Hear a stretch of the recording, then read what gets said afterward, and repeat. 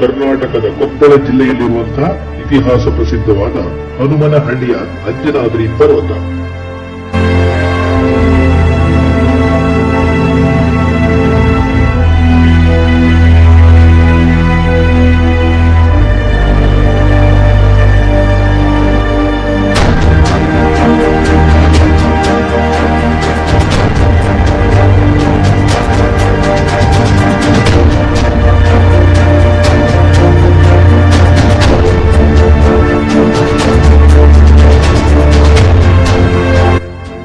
ವಿಶ್ವ ಪ್ರಸಿದ್ಧ ಹಂಪಿಯಿಂದ ಸುಮಾರು 23 ಕಿಲೋಮೀಟರ್ ದೂರದಲ್ಲಿರುವಂತಹ ಈ ಬೆಟ್ಟವು ಹನುಮಂತನ ಜನ್ಮಸ್ಥಳ ಎಂದು ಪುರಾಣಗಳಲ್ಲಿ ಪ್ರಸಿದ್ಧವಾಗಿದೆ. ಈ ಬೆಟ್ಟಕ್ಕೆ ನಿರ್ಮಿಸಿರುವಂತಹ 575 ಮೆಟ್ಟಿಲುಗಳನ್ನು ಏರಿಕೊಂಡು ಬೆಟ್ಟದ ತುದಿಯನ್ನು ತಲುಪಿದರೆ ಇಲ್ಲಿ ಹನುಮಂತನ ದೇವಾಲಯವನ್ನು ನೋಡಬಹುದು. ಇದು ಬಹಳ ಹಳೆಯ ಹಾಗೂ ಕಲ್ಲಿನ ದೇವಸ್ಥಾನವಾಗಿದ್ದು ಇಲ್ಲಿ ಅತ್ಯಂತ ಪ್ರಾಚೀನವಾದ ಹನುಮನ ವಿಗ್ರಹವನ್ನು ನೋಡಬಹುದು.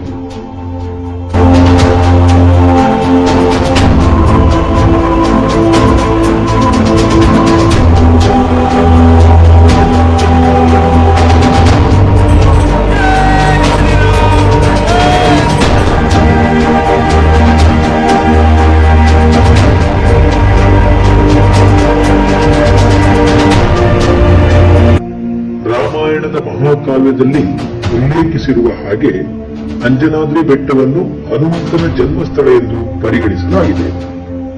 ಹಿಂದೂ ಧರ್ಮದ ಪ್ರಕಾರ ಹನುಮಂತನು ಅಂಜನಾದೇವಿಗೆ ಜನಿಸಿದ್ದರಿಂದ ಹನುಮಂತನನ್ನು ಆಂಜನೇಯ ಎಂದು ಕರೆಯುತ್ತಾರೆ.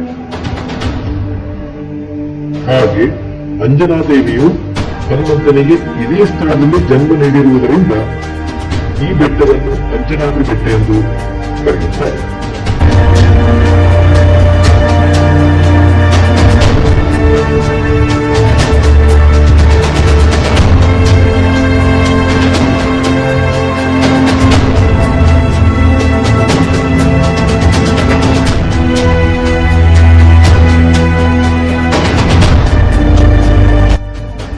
ಪುರಾಣಗಳಲ್ಲಿ ಕಿಷ್ಕಿಂಧೆ ಎಂದು ಪ್ರಸಿದ್ಧವಾದ ಈ ಪುಣ್ಯಸ್ಥಳದಲ್ಲಿರುವಂತಹ ಈ ಬೆಟ್ಟವು ಸಮುದ್ರ ಮಟ್ಟದಿಂದ ಸುಮಾರು 600 ಮೀಟರ್ ಎತ್ತರದಲ್ಲಿರುವುದರಿಂದ ಸಂಜೆಯ ಸೂರ್ಯಾಸ್ತದ ಅದ್ಭುತವಾದ ದೃಶ್ಯವನ್ನು ಕಣ್ತುಂಬಿಕೊಳ್ಳಲು ಪ್ರತಿನಿತ್ಯವೂ ಜನರು ಇಲ್ಲಿಗೆ ಆಗಮಿಸುತ್ತಾರೆ.